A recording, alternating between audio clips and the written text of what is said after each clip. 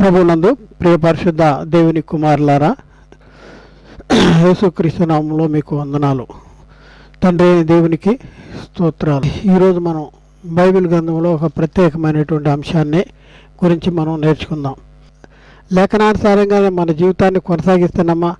ఇది మనం పరిశీలన చేసుకోవాలంటే, పరీక్షించుకోవాలంటే లేఖన వెలుగులోనే మనం పరిశీలన చేసుకోవాలి. మనల్ని ఎలాంటి మహిమలో నిలబెట్టడానికి అర్పించుకున్నాడో మనం ఒకసారి ఆలోచిస్తే, మరి ఆయన కోసం మనం ఉపవాస దినాలు ప్రకటన చేసి లెంట్ డేస్ అని 40 దినాలని మనం ఆచారంగా ఆచరించడం అనేది మనం మానేస్తాం. నిజంగా మనం వాస్తవంగా మనం ఆయన ఇప్పుడున్న మహిమను మనం నిజంగా గుర్తించగలిగితే ఆయన కోసం నువ్వు అసలు ఈ పనులన్నీ చేయవు. ఏం చేస్తావు? ఆయన కోసం ఈ పనులన్నీ చేయక ఆయన మన కోసం పడిన కష్టాన్ని, మరి కష్టానికి సార్థకతగా మన జీవితాన్ని మార్చుకునేటటువంటి పరిస్థితి మన జీవితాల్లో ఉంటుంది. కాబట్టి ఇప్పుడున్న పరిస్థితుల్లో మనం చేయవలసిన పని ఏంటి, మన బాధ్యత ఏంటి, మన కర్తవ్యం ఏంటి, ఇది తెలుసుకోవాలి. ఆయన కష్టపడ్డాడు అనేసి ఓకే, కష్టపడితే నువ్వు చేయాల్సిందేంటి? ఆయన కష్టపడ్డాడని నువ్వు ఏడవాలా, లేకపోతే ఆయన కష్టపడిన దానికి సార్థకత నా జీవితంలో నేను జరిగించాలి, ఆయనకి ఇష్టమైన జీవితాన్ని జరిగించి ఆయన నా కోసమే కష్టపడ్డాడు, నేను నా భవిష్యత్తుని బాగు చేయటానికే కదా అనేసి మనం ఏం చేయాలి? మనం ఆయన చిత్తాన్ని అనుసరించి మనం జీవించవలసినటువంటి వారంగా ఉన్నాం. అయితే ఇప్పుడు మన బాధ్యత ఏంటి? క్రైస్తవుడా, మన బాధ్యత ఏంటి? నువ్వు బాధ్యత ఆయన కోసం విచారించటం కాదు, ఆయన కోసం దుఃఖించటం కాదు, ఆయన కోసం నువ్వు 40 దినాలు లెంట్ డేస్ అని ఆచారంగా ఆచరించడం కాదు. నీ బాధ్యత ఏంటి? ఇప్పుడు చూద్దాం. నీ బాధ్యత ఏంటి? ఇప్పుడు మన బాధ్యత ఏంటి? క్రైస్తవుడా, మన బాధ్యత ఏంటి? నువ్వు బాధ్యత ఆయన కోసం విచారించటం కాదు, ఆయన కోసం దుఃఖించటం కాదు, ఆయన కోసం నువ్వు 40 దినాలు లెంట్ డేస్ అని ఆచారంగా ఆచరించడం కాదు. నీ బాధ్యత ఏంటి? ఇప్పుడు చూద్దాం. నీ బాధ్యత ఏంటి? చూడండి. మన బాధ్యత ఏంటి? ఓకే, చేయొద్దంటున్నారు. మరి ఏం చేయాలంటే వాక్యమే చెప్పుద్ది, మేమేం చెప్పాం, వాక్యం చెప్పుద్ది. చూద్దాం చూడండి.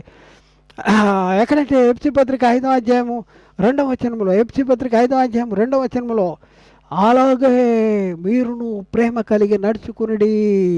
మీరు కూడా ఏం చేయాలి? అలాగే ప్రేమ కలిగి నడుచుకోవాలి. ఎఫ్సీ పత్రిక 5వ అధ్యాయం 2వ వచనం, క్రీస్తు మిమ్ములను ప్రేమించి పరిమళ వాసనగా ఉండుటకు మన కొరకు తాను దేవునికి అర్పణగా బలిగా అర్పించుకునేను అనేసి, అలాగే మీరును ప్రేమ కలిగి నడుచుకోండి. ఆయన బలిగా అర్పణగా అర్పించుకున్నాడని నువ్వు మొరెత్తి కూర్చుండం కాదు, దాన్ని శ్లోకంగా నువ్వు చెప్పి అది మాత్రమే చెప్పడం మాత్రం కాదు. నువ్వేం చేయాలి? అలాగే నువ్వు కూడా నడుచుకోవలసిన అవసరం ఉంది. 2 కొరింథీ 5వ అధ్యాయం 15వ వచనం, 2 కొరింథీ, నీ తీర్మానం కావాలి. నువ్వు ఏం చేయాలో తీర్మానం కావాలి.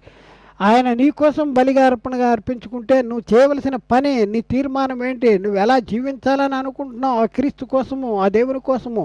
ఒకసారి చూద్దాం చూడండి. 2 కొరింథీ 5వ అధ్యాయము 15వ వచనములో అక్కడ అంటాడు, జీవించు వారికి మీద తమ కొరకు కాక తమ నిమిత్తము మృతి పొంది తిరిగి లేచిన వాని కొరకే జీవించుటకు ఆయన అందరి కొరకు మృతి పొందినని నిశ్చయించుకొనుచున్నాము. అందరి కొరకు మృతి పొందాడు. ఎందుకోసం తెలుసా? జీవించు వారికి మీద తమ కోసం కాదు, తమ నిమిత్తము మృతి పొంది తిరిగి లేచిన వాని కోసమే నీ జీవితం జీవించాలి. ఆయన కోసమే జీవించాలి. అంతే. ఆయన కోసం జీవించాలంటే ఆయన కోసం నువ్వు ఏడవటం కాదు, ఆయన కోసం నువ్వు ముర్రెత్తటం కాదు. ఆయన కోసం జీవించటం అంటే ఏంటి? పౌలు చెప్తున్నాడండి. ఆయన కోసం జీవించటం అంటే ఏంటో చెప్తున్నాడు. యేసుక్రీస్తు దేవుడు ఒక పని చేశాడు. దేవుడు ఒక పని చేశాడు, యేసుక్రీస్తుని పంపించాడు. క్రీస్తు ఈ లోకానికి వచ్చి ఒక పని చేశాడు, ఈ లోకానికి రక్షణను సిద్ధపరిచాడు. మరి నువ్వు చేయాల్సిన పని ఏంటంటే ఆ రక్షణ, క్రీస్తు పనిలో కొదువైనవి నీ వంతు, మన వంతు, మన శరీరం ముందు సంపూర్ణం చేయాలి. మనం ఆయన కోసం ఏడవటం కాదు, ఆయన చేసిన పనుల్లో కొదువైన పనులు ఉన్నాయి. అందుకనే చెప్పాడు, ఆయన మృతుల్లోని తిరిగి లేచిన తర్వాత కొదువైన పనులను మీరు చేయాలని అప్పగించాడు. మీరు వెళ్ళండి, ఇదిగో నేను రక్షణ సిద్ధపరిచాను, సర్వలోకానికి వెళ్ళండి, సువార్తను ప్రకటన చేయండి, నమ్మి బాప్తిజం తీసుకున్నవాడు రక్షణ పొందుతాడు. బాప్తిజం వలన పాప క్షమాపణ దొరుకుద్ది, రక్షణ దొరుకుద్ది. మీరు వెళ్ళి ప్రకటన చేయండి అని అపోస్తలుని పంపించాడు. అంటే క్రీస్తు పనులలో కొదువైన పనులు కొన్ని ఉన్నాయి. ఆయన చేసిన పని కాకుండా ఆయన చేసిన పనిని కొదువైన వాటిని మనం చేయవలసినటువంటి వారంగా ఉన్నాం. మనం ఆయన కోసం ఏడవటం కాదు, ఆయన చిత్తం మీద గ్రహించాలి. చూద్దాం నుండి కొలసీ పత్రిక 1వ అధ్యాయం 4వ వచనంలో మనం అక్కడ పరిశీలన చేసుకుంటే, కొలసీ పత్రిక 1వ అధ్యాయం 4వ వచనంలో 24వ వచనంలో 1:24లో అక్కడ మనం చూసుకుంటే అక్కడ ఏమన్నది, ఇప్పుడు మీ కొరకు నేను అనుభవించుతున్న శ్రమలయందు సంతోషించుతూ సంఘము అను ఆయన శరీరము కొరకు క్రీస్తు పడిన పాటలలో కొదువైన వాటి యందు నా నా వంతు నా శరీరం ముందు సంపూర్ణము చేస్తున్నాను. క్రీస్తు పనులలో కొదువైనవి కొన్ని ఉన్నాయి. ఏంటంటే ఆయన రక్షణను సిద్ధపరిచేశాడు. ఈ రక్షణను గురించి అనేక మందికి ప్రకటించి అనేక మందిని అగ్నిలో నుండి లాగినట్లు బయటికి లాగవలసినటువంటి అవసరం ఉంది. అగ్నిలో నుండి బయటికి లాగవలసిన అవసరం ఉంది. ఇప్పుడు చేయవలసిన పని ఇది. ఇప్పుడు ఏడుస్తూ కూర్చుంటం కాదు, విచారించటం కాదు, దుఃఖించటం కాదు, ఆయన శ్రమల దినాల్ని ఆచారంగా ఆచరించటం కాదు. క్రీస్తు పనులలో కొదువైన వాటిని నా వంతు నా శరీరం ముందు నేను వహించుకొనుతున్నాను అని పౌలు చెప్తా ఉన్నాడు. మరి ప్రియ సహోదరుడా, నువ్వు ఏం చేస్తా ఉన్నావు? మన బాధ్యత ఏంటి? మన కర్తవ్యం ఏంటి? ప్రస్తుత కాలంలో మనం చేయవలసిన పని ఏంటి? ఒకసారి గుర్తించగలిగారా? ఇది మనం చూడాలి. చూద్దాం. యోధా పత్రిక 1వ అధ్యాయం 22, 23 వచనాల్లో మనం పరిశీలన చేస్తే మన బాధ్యత ఏంటో ఇక్కడ చాలా స్పష్టంగా రాయబడింది. సందేహపడు వారి మీద కనికరము చూపుడి, అగ్నిలో నుండి లాగినట్లు కొందరిని రక్షించుడి. రక్షించవలసినటువంటి పరిస్థితి మన మీద ఉంది. సందేహపడు వారి మీద కనికరము చూపవలసినటువంటి అవసరము మనకున్నది. క్రీస్తు మనల్ని ప్రేమించి బలిగా అర్పణగా దేవునికి అప్పగించుకున్నాడు. అలాగే మీరు కూడా ప్రేమ కలిగి నడుచుకోవాలంటే ఏం చేయాలి? సందేహపడు వానిని ఛేదరించుకోవాలి. అంతేనా? ద్వేషించుకోవాలి, బయటికి తోసివేయాలి. అంతేనా అంటే కాదు. నో, కనికరించాలంట. సందేహపడు వాని మీద కనికరము చూపుడి. చూడండి, అగ్నిలో ఎక్కడున్నాడంట సందేహపడువాడు? ప్రభువుని నమ్మనివాడు, ప్రభువుని శరీరంలోని చేర్చబడినవాడు ఎక్కడుంటే అగ్నిలో ఉన్నాడు. కాబట్టి అగ్నిలో నుండి లాగినట్లు కొందరిని లాగండి, రక్షించండి, కొందరిని రక్షించండి అంటాడు. రక్షించాలి. ఇప్పుడు రక్షకుడు ఆయన రక్షించాడు, మనల్ని రక్షణ సిద్ధపరిచాడు. ఇప్పుడు ఆ సిద్ధపరిచిన రక్షణకు అనేక మందిని వారసులుగా చేయవలసినటువంటి బాధ్యత ఈరోజు మంది. అంటే ప్రపంచానికి ఉత్తరవాదులుగా ఉన్నాం. మనము జవాబీదారిగా ఉన్నాం. మనం జవాబు అందరి బాధ్యత ఎవరిదంటే నీదే, మనదే. నీ చుట్టుపక్కల ఉన్న వారి బాధ్యత, ఈ లోకంలో ఉన్న వారి యొక్క బాధ్యత ఎవరిదంటే నీదే. ఏం చేయాలి అంటే సందేహపడు వారి మీద కనికరము చూపి అగ్నిలోంచి లాగినట్లు కొందరిని రక్షించాలి. ఏడవటం కాదు, కూర్చుని ఆయన కోసం చింతించటం కాదు, ఆయన కోసం విచారించడం కాదు, దుఃఖించడం కాదు. లెంట్ డేస్ని ప్రకటించే ఆచారంగా ప్రతి సంవత్సరం 40 దినాలు ఉపవాసం అనేసి ఇవి చేస్తాం కాదు. ఏం చేయాలి? అసలు చేయాల్సిన పని అది తప్పించేశాడు సాతాను. దారి తప్పించి మనం ఏం చేస్తున్నాడు? గొర్రెల్లాగా తీసుకెళ్ళిపోతున్నాడు, సైడ్ ట్రాక్ తీసుకెళ్ళిపోతున్నాడు. చూద్దండి, యాకోబు పత్రిక 5వ అధ్యాయం 19, 20 వచనాల్లో మనం చూసుకుంటే మన బాధ్యత ఏంటి? ఏం చేయాలి? నా సహోదరులారా, మీలో ఎవడైనాను సత్యము నుండి తొలగిపోయినప్పుడు మరి ఒకడు అతనిని సత్యమునకు మళ్ళించిన పాపిని వాని తప్పు మార్గము నుండి మళ్ళించేవాడు మరణము నుండి ఒక ఆత్మను రక్షించి అనేక పాపములను కప్పివేయనని తాను తెలుసుకొనవలెను. చూడండి, ఎవడైనాను సత్యము నుండి తొలగిపోయినప్పుడు మరి ఒకడు అతన్ని సత్యమునకు మళ్ళించిన పాపని వాని తప్పు మార్గము నుండి మళ్ళించిన వాడు మరణము నుండి ఒక ఆత్మను రక్షించేటటువంటి వాడంట. చూడండి, మరణము నుండి ఒక ఆత్మను రక్షించగలిగేటువంటి శక్తి సామర్థ్యాలు ఎవరి దగ్గర ఉన్నాయి చెప్పండి? మన దగ్గర నిజ క్రైస్తవుడి దగ్గర ఉన్నాయి. చేయవలసిన పని ఏంటి? మరణం నుండి ఆత్మను రక్షించాలి, అగ్నిలో నుండి లాగినట్లు ఒకరిని లాగాలి. క్రీస్తు పనులలో కొదువైన వాటిని మన వంతు మన శరీరం ముందు వహించుకొని సంపూర్ణం చేయవలసినటువంటి అవసరము ఉన్న ఈ కాలంలో నిన్ను కేవలము ఆచార క్రైస్తవుడిగా తీర్చిదిద్ది దేవునికి శత్రువుగా నేను తయారు చేస్తున్న వాడు ఎవడు అంటే సాతాను. సాతాను ఊరిలో పడిపోయినటువంటి పరిస్థితుల్లో ఇప్పుడు సత్యము చెప్తున్నా సరే దురద చెవులు కలిగిన వాళ్ళుగా ఉండేసి సత్యానికి లోబడినటువంటి వారుగా మరి ఉన్నటువంటి పరిస్థితి ఇప్పుడు సిద్ధపరుస్తూ ఉన్నాడు. కాబట్టి ఇప్పుడున్న పరిస్థితుల్లో మన బాధ్యత ఏంటంటే మనం కొందరినైనా రక్షించాలి. వినేవాళ్ళు వింటారు, విన్నోళ్ళు వినరు. అపోస్తులు చెప్తున్న పరిస్థితుల్లో కూడా అందరూ విన్నారని లేదు. అక్కడ కొందరు విశ్వసించిరి, మరి కొందరు విశ్వసించలేదు. యేసుక్రీస్తు చెప్పినప్పుడు కూడా అదే పరిస్థితి, ఇప్పుడు కూడా అదే పరిస్థితి. అందరూ నీ మాట వినాలి, నీకు లోబడాలని ఎప్పుడు నువ్వు ఆలోచించబాక. ఇప్పుడు వారిలో కొందరినైనా రక్షించవాలని మన పరిచర్యను మనం ఏం చేయాలి? ఘనపరుచుకోవాలి. రోమపత్రిక 11:14 రోమపత్రిక 11:14 వారిలో కొందరినైనా రక్షింపవలననే నా పరిచర్యను ఘనపరుచుకున్న కొందరినైనా రక్షించాలి. నీ పరిచర్య వలన కొందరైనా రక్షించబడాలి. మీరు ఈ ఉపవాసాలు, ఈ యొక్క 10 days ఈ క్రీస్తు కోసం మొత్తుకుంటూ ఏడుస్తూ దుఃఖించడం, విచారించడం ఇవన్నీ మరి ఆయన కోరుకున్నాయి కాదు ప్రియులారా. ఆయన మిమ్మల్ని చేయమన్నాయి చేయకోట్ల అవసరమైన చేయట్లా. ఇదే అవసరమైంది. ఏది అవసరమైంది? అగ్నిలోంచి లాగినట్లు కొందరిని రక్షించాలి. క్రీస్తు పనిలో కొదువైన వాటిని నీ వంతు నీ శరీరం ముందు వహించుకొని పోవాలనేటువంటి పరిస్థితి ఉంటే సాతాను పక్కకి లాగేశాడు. సాతాను వాడు తంత్రము చేత నిన్ను పట్టుకుని నువ్వేదో గొప్ప పని చేస్తున్నావు అనేసి నిన్ను భ్రమపరుస్తున్నటువంటి పరిస్థితి ఉన్నటువంటి పరిస్థితి ఉంది. కాబట్టి మరి ఏం చేయాలి ఇప్పుడున్న పరిస్థితుల్లో? మొదటి శతాబ్దంలో ఉన్నటువంటి అపోస్తలులు వాళ్ళ పరిచర్య విధానాన్ని ఒకసారి గుర్తించుకోవలసినటువంటి అవసరం ఉంది.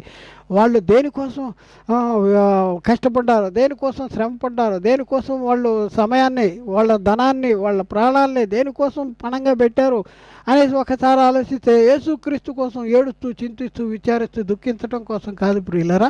ఒకసారి గమనించండి. అపోస్తలులైన పౌలు చెప్తున్న పరిస్థితి ఏంటంటే దశలోనికల్లో అక్కడ మొదటి దశలోనిక 2:8 మనం చూస్తే రెండో అధ్యాయం మొదటి దశలోనిక 2:8 చూసుకుంటే అక్కడ మీరు మాకు బహు ప్రియులైంటిరి గనక మీ అందు విశేష ఆసక్తి గలవాడనే దేవుని సువార్తను మాత్రమే గాక మా ప్రాణములు కూడా మీకు ఇచ్చుటకు సిద్ధపడి ఉన్నాము. దేవుని సువార్తను మాత్రమే గాక మా ప్రాణాలు కూడా మీకు ఇవ్వడానికి దేవుని సువార్తను మాత్రమే కాకండి దేవుని సువార్తను అనేక మందికి ప్రకటించవలసినటువంటి వారంగా ఉన్నారు. క్రీస్తుని గురించిన సువార్త ప్రకటించాలి. ఎందుకంటే నమ్ము ప్రతివానికి అది రక్షణ కలిగజేయుటకు దేవుని శక్తి దాంట్లో ఉంది. నమ్ము ప్రతివాడు దేవుని రక్షణ కలిగజేయుటకు దేవుని శక్తి అందులో ఉంది. కాబట్టి సువార్తను మాత్రమే కాక మా ప్రాణాలు ఇవ్వడానికి కూడా మేము వెనకాడట్లేదు అని చెప్తున్నాడు. అక్కడ మనం చూస్తే మనం ఏం చేయాలి? దేవుడు మనల్ని ప్రేమించాడు. మరి ఆయన మన నిమిత్తము అంటే యేసుక్రీస్తు మన నిమిత్తము ప్రాణము పెట్టాడు కనుక మనము దీనివల్ల ప్రేమ ఏంటిదో తెలుసుకోగలుగుతున్నాము. మరి ఇప్పుడు మనం ఏం చేయాలి? మనము కూడా మన సహోదరుల నిమిత్తము ప్రాణము పెట్టబద్దులమై ఉన్నాము. మొదటి యోహాను పత్రిక 3:16 మొదటి యోహాను పత్రిక 3:16 ఆయన అంటే క్రీస్తు మన నిమిత్తము ప్రాణము పెట్టెను గనుక దీనివల్ల ప్రేమ ఎటుదో తెలుసుకొనుచున్నాము. మనము కూడా సహోదరుల నిమిత్తము మన ప్రాణము పెట్టబద్దలమై ఉన్నాము అంటాడు. ప్రాణం అంత కష్టపడాలి, అంత శ్రమపడి ఏం చేయాలి? అనేక మందికి సువార్త ప్రకటన చేయాలి. ఒక్కళ్ళైనా సరే అగ్నిలోంచి లాగాలి.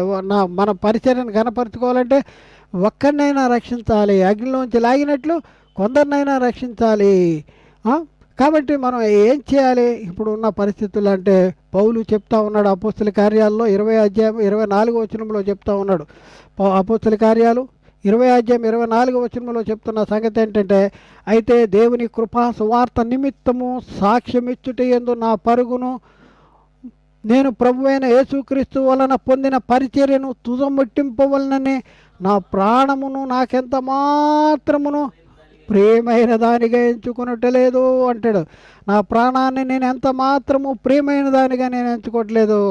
దానికంటే ఎక్కువ విలువైంది ఏది? ఈ ప్రాణం కంటే ఎక్కువ విలువైంది దేవుని వలన దేవుని కృపా సువార్తను గూర్చి సాక్ష్యమిచ్చుటి యందు నా పరుగును నేను ప్రభు అయిన యేసుక్రీస్తు వలన పొందిన పరిచర్య. ఏది గొప్పదంట? నా ప్రాణం గొప్పదనుకుంటున్నాడా, లేకపోతే ఈ పరిచర్య గొప్పదనుకుంటున్నాడా? అంటే ప్రాణాన్ని లెక్క చేయట్లేదు, లక్ష్య పెట్టట్లేదు. ఏది ఏది ఏది గొప్పదంటే నేను ప్రభు అయిన యేసుక్రీస్తు వలన పొందిన పరిచర్యనే గొప్పది అనుకుంటున్నాడు. కాబట్టి తుద ముట్టింపు వలన నేను ఆ ప్రాణమును ఎంత మాత్రమును ప్రేమైన దానిగా ఎంచుకోవట్లేదు. ఇంకా చెప్తా ఉన్నాడు, నేను ఇప్పుడు నా శరీరం ముందు జీవించుతున్న జీవితము నా కోసం కాదు కానీ నా నిమిత్తము తన్ను తాను అప్పగించుకున్న దేవుని కుమారుడైన యేసుక్రీస్తు కోసమే నేను జీవిస్తున్నాను. గల్తీ పత్రిక 2వ అధ్యాయం 20వ వచనంలో పౌలు చెప్తా ఉన్నాడు, చూద్దాం, నేను క్రీస్తుతో కూడా సిలువ వేయబడి ఉన్నాను, నేను క్రీస్తుతో కూడా సిలువ వేయబడి ఉన్నాను. ఇక జీవించేవాడను నేను కాను, క్రీస్తే నా యందు జీవిస్తున్నాడు. నేను ఇప్పుడు శరీరం ముందు జీవించుతున్న జీవితము నన్ను ప్రేమించి నా కొరకు తన్ను తాను అప్పగించుకున్న దేవుని కుమారుని యందలి విశ్వాసము వలన జీవించుతున్నాను అంటాడు. ఇప్పుడున్న పరిస్థితుల్లో క్రైస్తవుని బాధ్యత ఏంటి? యేసుక్రీస్తు మన కోసము బలిగా అర్పణగా అర్పించుకున్నాడు, కష్టపడ్డాడు, శ్రమపడ్డాడు, శిలువ మరణం పొందాడు. ఎన్నో శ్రమలు, బాధలు, ఇరుకులు, ఇబ్బందులు, శోధనలు ఎన్నో ఆయన తన స్వకీల దగ్గరికి వచ్చాడు కానీ స్వకీలు ఆయన్నే అంగీకరింపలేదు. చివరికి వాళ్ళే ఏం చేశారు? సిలువ వేశారు. అయితే ఇప్పుడున్న పరిస్థితుల్లో మరి యేసుక్రీస్తు మన కోసం శ్రమ పడ్డాడు, మరి సిలువ మరణాన్ని పొందాడు. ఇప్పుడు మన బాధ్యత ఏంటి? మన బాధ్యత ఏంటంటే ఆయన కోసం మనం లెంటల్ డేస్ని మనం ఆచారంగా ఆచరించటమే మన బాధ్యత. అలా చేయటం వలన మనం దేవుని చిత్తాన్ని మరి నెరవేర్చిన వారంగా ఉంటామా, లేకపోతే ఎట్లా ఉంటాం? అసలు నిన్ను లెంటల్ డేస్ ఆచరించమని ఎవరు చెప్పారు? అసలు నువ్వు 40 దినాలు ఉపవాసం ఉండమని ఎవరు చెప్పారు? ఇప్పుడు నా కోసం ఏడవండి అని ఎవరు చెప్పారు? నా కోసం విచారించండి అని ఎవరు చెప్పారు? ఆయన శ్రమ పొందుతున్న ఆ కాలంలోనే నా కోసం ఏడవద్దు అమ్మలారా, యెరూషలేము కుమార్తెలారా, మీకోసం మీ పిల్లల కోసం ఏడవండి అంటే ఇప్పుడు మనతో ఏడిపిస్తున్నాడు ఎవడంటే సైతానుగాడు.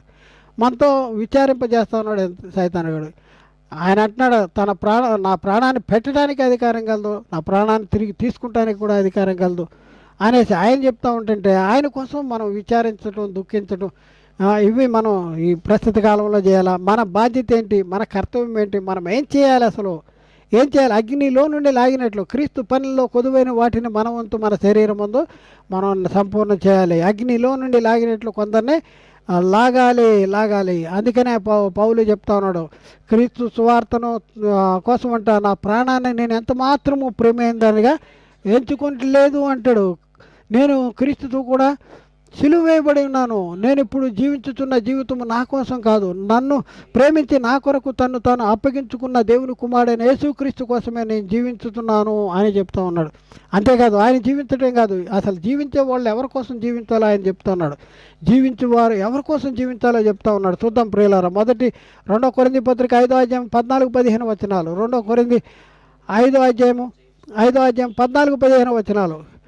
14-15 వచనాలు. 2 కొరింథీ. క్రీస్తు ప్రేమ మమ్మను బలవంతము చేయుచున్నది, ఏలైనగా అందరి కొరకు ఒకడు మృతి పొందెను గనుక అందరూ మృతి పొందితిరని, జీవించి వారికి మీద తమ కొరకు కాక తమ నిమిత్తము మృతి పొంది తిరిగి లేచిన వాని కోసమే జీవించడానికి ఆయన అందరి కొరకు మృతి పొందినని నిశ్చయించుకొనిచున్నాము. ఇప్పుడు జీవిస్తున్నావా? నువ్వు బతుకుతున్నావా?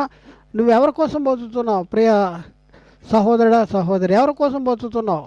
ఎందుకోసం బతుకుతున్నావు? నీవు బతకటానికి కారణం ఏంటి? నిన్ను ఒక దినాన్ని నుంచి మరొక దినాన్ని పొడిగించడానికి కారణం ఏంటి? ఒకసారి తెలుసుకోవాల్సినటువంటి అవసరం ఉంది. పౌలు చెప్తున్నాడు, నేను వెడలిపోయి క్రీస్తు కూడా ఉండాలని నేను ఆశపడుతున్నాను అంటాడు. ఆశపడుతున్నాను అని చెప్పి బ్రతుకుడే క్రీస్తే సావైతే లాభం అని చెప్పి ఆయన పౌలు చెప్తా ఉన్నాడు. ఇప్పుడు నేను నా శరీరం ముందు జీవించుట మీ నిమిత్తమే అవసరమై ఉంది, మీకోసమే నేను బతుకుతున్నా అంటాడు. మీ నిమిత్తమే అంటాడు. మరి మనం ఎవరి నిమిత్తం బతుకుతున్నాం? దేనికోసం బతుకుతున్నాం? బతికే దేనికి? నీ బతుకు సార్థకత ఏంటి? యేసుక్రీస్తు బతుకు సార్థకత ఉంది. మరి నీ బతుకు ఏంటి సార్థకత? పౌలు చెప్తున్నాడు, నేను జీవించేది నేను కాదు, క్రీస్తే నా యందు జీవిస్తున్నాడు. నేను ఇప్పుడు నా శరీరం ముందు జీవిస్తున్న జీవితం నా కోసం కాదు, నన్ను ప్రేమించి నా కోసం తను తాను అప్పగించుకున్న క్రీస్తు కోసం జీవిస్తున్నావు. నువ్వు దేనికోసం జీవిస్తున్నావు? ఈ లోకంలో ఏది క్రీస్తు ప్రేమ కంటే ఎక్కువ నిన్ను బలవంతం చేస్తుంది? ఏది బలవంతం చేస్తుంది? ఏది నిన్ను లోబరుచుకుంటుంది? దేనికోసం నువ్వు ప్రయాసం? దేనికోసం ప్రయాసం? చూడండి, క్రీస్తు ప్రేమ కంటే గొప్పది ఏది లేదు అనేసి బైబిల్ చెప్తుంది. చూద్దాం ఒక్కసారి రోమపత్రిక చూద్దాం. చూడండి, రోమపత్రిక 8వ అధ్యాయంలో మనం చూసుకుంటే అద్భుతమైనటువంటి సంగతులు అక్కడ రాయబడి ఉన్నాయి. ప్రియులారా, ఒక్కసారి మనం ఆలోచించుకోవాలి. మనం ఆచార క్రైస్తవులుగా మాత్రం కాదు, ఆచార క్రైస్తవులుగా మాత్రం ఉండటానికి పనికిరాదు. బైబిల్ ఏం చెప్తుందో అలా మనం ఉండటానికి ప్రయత్నం చేయాలి. మనుషుల పారంపర్య ఆచారాల్ని మనం వ్యర్థంగా ఆచరించడం కాదు. అక్రమము చేయవాళ్ళ ఎన్నడం మిమ్మల్ని ఎరగను అనే ఒక పిలుపు మనం వినకుండా ఉండాలంటే దేవుని చిత్తాన్ని జరిగించాలి. చూద్దాం, రోమపత్రిక 8వ అధ్యాయంలో 35వ వచనం కానించి మనం చూద్దాం. 8వ అధ్యాయం 30. క్రీస్తు ప్రేమ నుండి మనలను ఎడబాపు. నిజంగాను క్రీస్తు ప్రేమను గుర్తించగలిగితే నీ జీవితంలో జరగవలసింది ఏంటంటే, క్రీస్తు ప్రేమ నుండి మనలను ఎడబాపు వాడెవడు? శ్రమ అయినను, బాధ అయినను, హింస అయినను, కరువైనను, వస్త్రహీనత అయినను, ఉపద్రవమైనను, ఖడ్గమైనను మనలను ఎడబాపునా ఇందును గురించి వ్రాయబడినదేమనగా, నిన్ను బట్టి. చూడండి, అపోస్తులు నిన్ను బట్టి దినమల్లా మేము వధింపబడిన వారమును, వదకు సిద్ధపడిన గొర్రెలమని. మేము ఎంత పడిన వారము? వాళ్ళకి సుఖం లేదండి, వాళ్ళకి సుఖం లేదు. వాళ్ళు ఎలాంటి పరిస్థితి? చలి, దిగంబరత్వము, తర్వాత పిడిగుద్దులు, ఇది బెత్తము దెబ్బలు, ఆకలి, ఉపవాసాలు, స్వజనుల వల్ల, పరజనుల వల్ల ఎన్నో శ్రమలు. దాని గురించి ఇక్కడ ఏమంటాడంటే, వధించబడిన వారము, వదకు సిద్ధపడిన గొర్రెలమై ఉంటిమి. ఎంత పడిన వారము? 30వ వచనం. ఆయనను అన్నీ అనుభవిస్తున్నా కూడా ఆయనను మానలను ప్రేమించిన వారి ద్వారా మనము వీటన్నింటికంటే పైగా అత్యధికమైన విజయము పొందుతున్నాము. ఏది కూడా మన క్రీస్తు ప్రేమ నుండి ఎడబాపనేది. చలి అయినా, దరిద్రత అయినా, ఉపవాసమైన, కరువైనను, వస్త్రహీనతైనను, ఉపద్రవమైన, ఖడ్గమైనను, ఇంకా కింద చెప్తున్నాడు. చూద్దాం ప్రియులారా, 38వ వచనం. మరణమైనను, జీవమైనను, దేవదూతలైనను, ప్రధానులైనను, ఉన్నవి అయినను, రాబోవునవైనను, అధికారులైనను, ఎత్తైనను, లోతైనను. అబ్బబ్బబ్బబ్బా! ఇక చూడండి, ఇక చెప్తున్నాడు, సృష్టించబడినది దృశ్యమైనదా అదృశ్యమైనదా అక్కడ కాదు, సృష్టించబడింది. దేవుడు యేసుక్రీస్తు ద్వారా సృష్టించాడంట. కొలసీ పత్రిక చెప్తున్నాడు, కొలసీ పత్రికలో చెప్తున్నాడు. 1వ అధ్యాయము 18వ వచనం చూడండి. 1వ అధ్యాయంలో చూద్దాం చూడండి. కొలసీలో సమస్తమును ఆయన మూలముగా, ఆయన ద్వారా, ఆయన్ని బట్టి కలిగి ఉన్నది ఏది ఆయన లేకుండా కలగదు. 17వ వచనం కానించి, ఆయన అన్నింటికంటే ముందుగా ఉన్నవాడు, ఆయనే సమస్తమునకు. 16 నుంచి చూద్దాం. ఏలైనగా ఆకాశ మందున్నవేనను, భూమి ఎందున్నవేనను, దృశ్యమైనవి కానీ అదృశ్యమైనవి కానీ, అవి సింహాసనములైనను, ప్రభుత్వములైనను, ప్రధానులైనను, అధికారములైనను, సర్వమును ఆయనే సృజించబడిన. చూడండి, కాబట్టి క్రీస్తు ప్రేమ నుండి ఏది ఎడబాటుది అంటారు? మరణమైనను, జీవమైనను, ఉన్నవేనను, రాబోయేనను, సృష్టించబడిన మరేదైనాను మన ప్రభు అయిన యేసుక్రీస్తునందలి దేవుని ప్రేమ నుండి మనల్ని ఎడబాప నేరవని రూఢిగా నమ్ముతున్నాను. మరి నువ్వు వాస్తవంగా క్రీస్తు ప్రేమను గుర్తించగలిగితే ఇవేవి కూడా నీకు అడ్రావు, ఏది కూడా నిన్ను లోపరచలేదు. ఇప్పుడు క్రీస్తు ప్రేమను గుర్తించలేకపోవటం వల్లనే క్రీస్తు ఉన్న మహిమ, ఆయనకి ఎంత మహిమలో ఉన్నాడు. ఇప్పుడు 3 లోకాల్లో అధికారం కలిగి ఉన్నాడు. పరలోకమందు, భూమి మీద నాకు సర్వాధికారం ఇవ్వబడి ఉంది. ఆయన యేసుక్రీస్తు మృతుల్లోని తిరిగి లేగానే చెప్పాడు. మరి ఫిలిప్పీ పత్రికలో అంటున్నాడు, అందుచేత ఆయన పరలోకమందు ఉన్న వారిలో కానీ, భూమి మీద ఉన్న వారిలో కానీ, భూమి కింద ఉన్న వారిలో కానీ ప్రతి వారి మోకాలు యేసు నామమున వంగునట్లు ప్రతివాని నాలుక తండ్రి అయిన దేవుని మహిమార్థమే యేసుక్రీస్తు ప్రభు అని ఒప్పుకున్నట్లును ఆయన అధికముగా హెచ్చించి తన కుడిపార్శ్వాన కూర్చుంటే అంత మహిమలో ఉన్నావు అనేసి నువ్వేడుస్తున్నావా?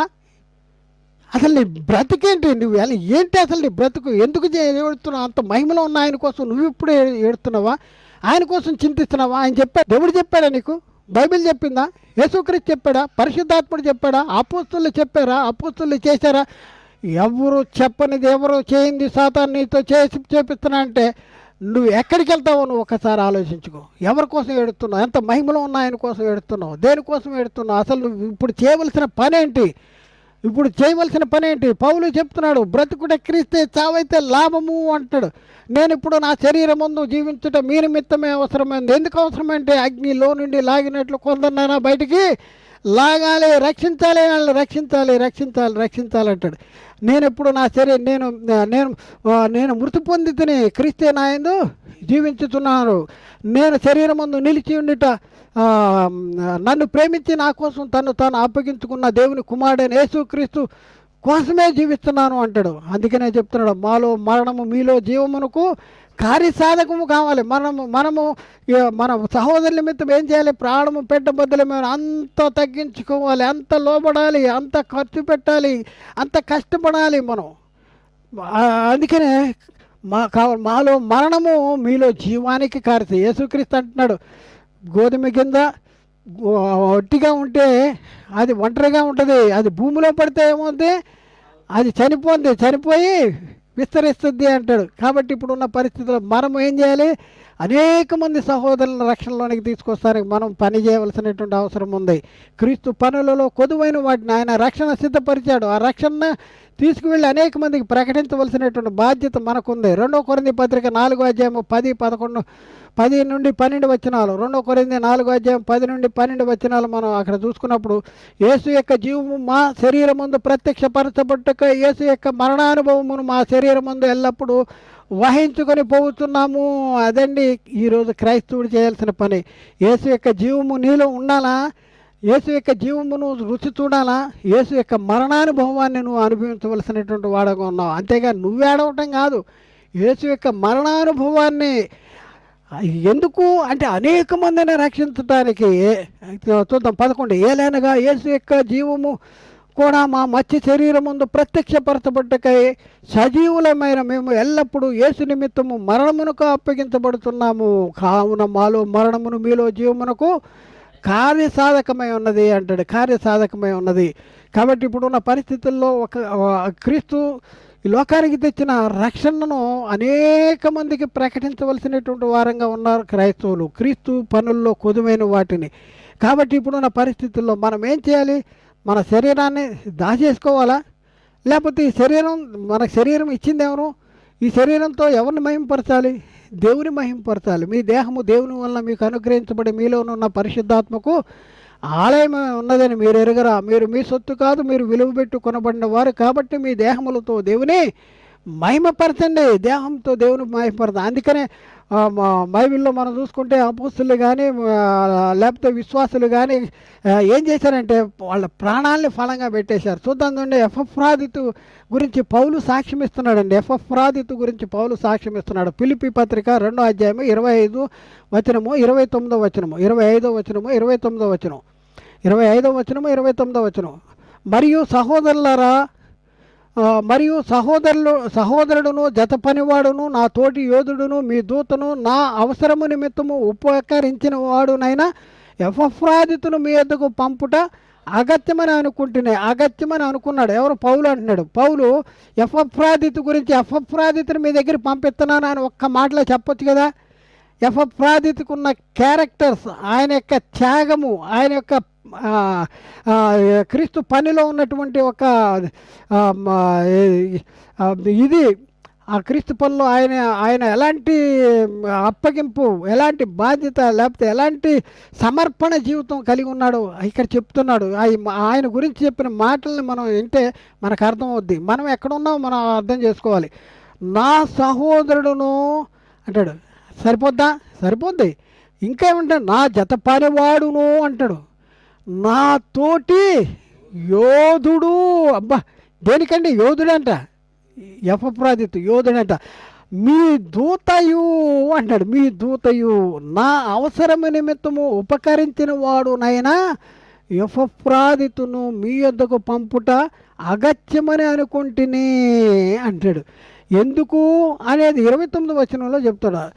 నా ఎడల మీ ఉపచర్యలో ఉన్న కొదువ తీర్చుటకై అతడు తన ప్రాణమును అయినను లక్ష్య పెట్టక క్రీస్తు యొక్క పని నిమిత్తము చావునకు సిద్ధపడి ఉండెను. ఎంత అద్భుతమైన సాక్ష్యం ఇచ్చాడండి. ఎంత ఎపఫ్రాదితు గురించి. మరి మనం ఎలా ఉన్నాం? పౌలు చెప్పాడు, బ్రతుకుటి క్రీస్తే చావైతే లాభం అన్నాడు. నేను జీవించడం మీ నిమిత్తమే అవసరమే ఉందంటాడు. నేను ఎప్పుడు జీవించుతున్న జీవితం నా కోసం కాదు, నా నిమిత్తము తను తాను అప్పగించుకున్నటువంటి క్రీస్తు కోసమే జీవిస్తున్నాడు. మరి ఎపఫ్రాదితు ఎవరి కోసం జీవిస్తున్నాడు అంటే, నా ఎడల మీ పరిచర్యలో ఉన్న కొదువు తీర్చుడికే అతడు తన ప్రాణమునైనను లక్ష్య పెట్టక క్రీస్తు యొక్క పని నిమిత్తము చావ సిద్ధమై ఉన్నాడు అంటాడు. అలాగే అకుల్లా పిస్కిల్లాల గురించి బైబిల్లో చాలా చక్కని మాటలు పౌలు సాక్ష్యం ఇస్తున్నాడు. అకుల్లా పిస్కిల్లాల గురించి పౌలు చెప్తున్నాడు. ఏం చెప్తున్నాడో ఆ మాటలు కూడా మనం చూద్దాం చూడండి ప్రియులారా. రోమాపత్రికలో 16వ అధ్యాయంలో, రోమాపత్రిక 16వ అధ్యాయంలో 3-4 వచనాలు మనం అక్కడ చూసుకున్నప్పుడు, రోమాపత్రిక క్రీస్తు యేసునందు నా జత పనివారైన పిస్కిల్లాకును ఆకులకును నా వందనములు చెప్పుడి, వారు నా ప్రాణము కొరకు తన ప్రాణములను ఇచ్చుటికైనను. అబ్బాబ్బాబ్బాబ్బా, ఏంటండి వాళ్ళంట నా ప్రాణం కొరకు తన ప్రాణమును ఇచ్చుటికైనను తెగించిరి అంటాడు. ఎంత అద్భుతమైనటువంటి సమర్పణ జీవితము! క్రీస్తు పనులలో కొదువైన వాటిని జరిగించడానికి చేస్తున్నటువంటి పని చూస్తున్నాం. ఏవేవి నాకు లాభకరమై ఉన్నావో అవి క్రీస్తు నిమిత్తము సమస్తమును నష్టముగా ఎంచుకున్నా అంటున్నాడు పౌలు. నాకేవైతే లాభకరమైన క్రీస్తు నిమిత్తము అంటే క్రీస్తు పని నిమిత్తము నేను సమస్తాన్ని నష్టంగా ఎంచుకుంటున్నాను అన్నాడు పౌలు. ఫిలిప్పీ పత్రిక 3వ అధ్యాయం 7-8 వచనాల్లో, ఫిలిప్పీ పత్రిక 3వ అధ్యాయం 7-8 వచనాల్లో అక్కడ చూస్తే చెప్తున్నాడు పౌలు, అయినను ఏవేవి నాకు లాభకరములై ఉండెనో వాటిని క్రీస్తు నిమిత్తము నష్టముగాను ఎంచుకుంటుని. ఇంకా చూస్తాం 8వ వచనం, నిశ్చయముగా, అవును నిశ్చయముగా నా ప్రభువైన యేసుక్రీస్తును గూర్చిన అతి శ్రేష్టమైన జ్ఞానము నిమిత్తమును సమస్తమును నష్టముగా ఎంచుకుంటున్నాను అంటాడు. మనము దేన్ని నష్టంగా ఎంచుకుంటున్నాం? ఏది నష్టంగా ఎంచుకుంటున్నాం చూడండి. అతి శ్రేష్టమైన జ్ఞానము నిమిత్తము సమస్తము నష్టము. నాకు ఏవైతే లాభకరములై ఉన్నావో వాటన్నింటినీ క్రీస్తు నిమిత్తము నష్టంగా ఎంచుకుంటున్నానని పౌలు చెప్తూ ఉంటున్నాడు. మరి చూడండి, ఏం చేయాలి అసలు? మన బాధ్యత ఏంటి, మన కర్తవ్యం ఏంటి అనేసి మనం ఆలోచించుకోవాల్సిన అవసరం ఉంది. మన బాధ్యతను మనకు గుర్తెరక్కోకుండా మనం ఏం చేయాలో అది మనతో చేయనీయకోకుండా, మనం చేయకూడదు దేవుడు చెప్పింది మనం చేయకూడని వాటిని మనతో చేపిస్తూ ఇది దేవుని పనేలే మీకు పరలోకమే అనే ఒక ఆలోచన, అంటే వాడు ఏంటి ఒక తంత్రాన్ని ఉపయోగించి మన ఏం చేస్తున్నాడు, దేవుని నుండి దూరం చేసేటటువంటి పని చేస్తూ ఉన్నాడు. మనం జీవించటం ఎవరిని గురించి అవసరమై ఉందో మనం ఒకసారి గుర్తించుకోవాల్సిన అవసరం ఉంది. అలాంటి గుర్తించుకుని అనేక మంది క్రీస్తు పనుల్లో కొదువైన వాటిని మన శరీరంలో జరిగిస్తూ అనేక మందిని నరకము నుండి తప్పించి నిత్య జీవంలో నడిపిస్తాం. అనేక మందిని రక్షించేటటువంటి బాధ్యత మన మీద ఉంది. అలాంటి బాధ్యతను మనం స్వీకరించాలి, అంటే బాధ్యతను మనం గుర్తించాలి. అంతేగాని మరి మహిమలో ఉన్నటువంటి యేసుక్రీస్తు కోసం 3 లోకాల్లో ఉన్నటువంటి వారి మీద అధికారం కలిగినటువంటి యేసుక్రీస్తు కోసం ఉన్నత లోకముందు మహామహుడగు దేవుని కుడిపార్శ్వాన కూర్చున్నటువంటి ఆ యేసుక్రీస్తు కోసము నీ కోసం విజ్ఞాపన చేస్తున్నాడు, నీ కోసము మరి యాజకత్వం చేస్తున్నాడు. నీకు మధ్యవర్తిగా ఉన్నటువంటి ఆయన కోసం నువ్వు విచారించి దుఃఖించి చింతించడం ఎంతవరకు భావ్యమో ఒక్కసారి తెలుసుకోవాల్సినటువంటి అవసరం ఉంది. ఇది చేస్తాం వలన నువ్వు దేవుని పనిని చేస్తున్నావా, దేవుని కార్యాన్ని జరిగిస్తున్నావా, లేకపోతే ఎలాంటి పని చేస్తున్నావు, ఎలాంటి పరిస్థితుల్లో ఉన్నాము, మనం ఒకసారి మనం పరిశీలన చేసుకోవాల్సినటువంటి అవసరం ఉంది. మరి మనుషులు కల్పించిన పద్ధతులను దైవోపదేశాలుగా మా మనం ఆచరిస్తున్నామా? మానవులు కల్పించిన పద్ధతులు దైవోపదేశాలుగా మరి ఆచరిస్తూ మనం ఎలాంటి పరిస్థితుల్లో ఉన్నాం మనం పరిశీలన చేసుకోవాల్సిన అవసరం ఉంది. ఎందుకు పరిశీలన చేసుకుని మన జీవితాలను మార్చుకునే సమయము ఇదే. ఇప్పుడే మార్చుకోవాలి. ఇదే రక్షణ దినం, ఇదే అనుకూల సమయము. కాబట్టి ఇప్పుడు వరకు విన్నావు కదా, ఇప్పుడు వరకు విన్న తర్వాత నీకు ఎలా తోస్తుంది, ఏంటి అసలు క్రైస్తవుని బాధ్యత ఏంటి, ఈ దినాల్లో మనం చేయవలసిన పని ఏంటి, మరి సాతాను ఎలా మనం మోసం చేస్తున్నాడు, మనం ఏం చేస్తే మరి దేవుని చిత్తాన్ని మనం జరిగించిన వారు అవుతాం, దేవుడు కోరుకున్న రీతిలో మన జీవితాలని గలిగిన వారు అవుతాం. మరి పౌలు చెప్తున్నాడు ఏంటంటే, సువార్త ప్రకటించకపోతే నాకు శ్రమ అంటున్నాడు. మరి మనం సువార్త ప్రకటించకపోతే మనకి శ్రమ లేకపోతే సుఖమా? మరి ఒకసారి మనం ఆలోచించుకోవాలి. అందుకని పౌలు చెప్తున్నాడు, బ్రతుకుడు క్రీస్తే చావైతే లాభం అంటాడు. నేను శరీరం ముందు జీవించే జీవితము నా కోసం కాదు, నన్ను ప్రేమించి నా కోసం తను తాను బలిగా అర్పణగా అర్పించుకున్న దేవుని కుమారుడైన యేసుక్రీస్తు కోసమే నేను జీవిస్తున్నాను అంటాడు. మరి మనం ఎవరి కోసం జీవిస్తున్నాం? మనల్ని మనం పరిశీలన చేసుకోవాలి. మన క్రియలను, మన ఆలోచనలను, మన పద్ధతులను దేవుని చిత్తానుసారంగా మనం మార్చుకోవాలి. కాబట్టి ప్రియులారా, మరి చెప్పబడిన వాక్యం ఎవరిని వ్యక్తిగతంగా ఉద్దేశించింది కాదు, మిమ్మల్ని మీరు దూషించడానికి కాదు, ద్వేషించడానికి కాదు, లేకపోతే కించపడటానికి కాదు, మిమ్మల్ని తప్పు పట్టుకుంటానికి కాదు. బైబిల్ ఏం చెప్తుంది? మనం ఏం చేస్తున్నాం? ఈ తక్షణ మన ఈ యొక్క విపత్కాలంలో మనం తక్షణంగా మనం చేయాల్సినటువంటి పని ఏంటి? ఇది మనం బైబిల్ మీకు చూపించాను. కాబట్టి అర్థం చేసుకుంటానికి ప్రయత్నం చేయండి. మరి దేవుని చిత్తాన్ని జరిగించడానికి మీరు ఈ రోజే మీరు తీర్మానం చేసుకోండి. దేవుడు మాట్లాడిన ప్రతి మాట ప్రతి ఒక్క హృదయంలో నీరుగట్టి ఫలింపు చేయను గాక. ఆమె